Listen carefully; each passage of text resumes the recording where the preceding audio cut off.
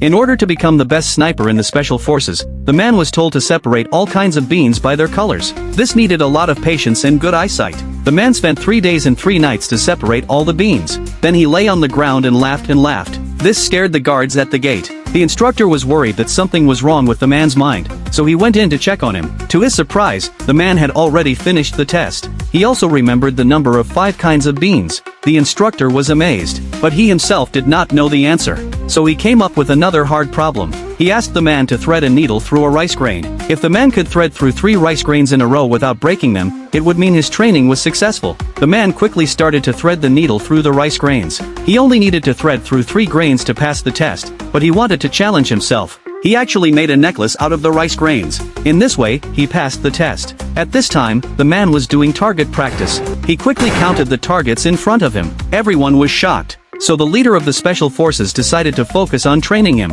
However, something unexpected happened. One day, the man was on holiday and taking a bus home when a robber suddenly became very angry. He showed the bomb tied to his body and wanted to take all the people on the bus with him. The reason he wanted to take revenge on society was very simple: he had been owed wages. At this time, the man quietly called his superior to let them know he was in danger. Then he stood up to talk to the robber.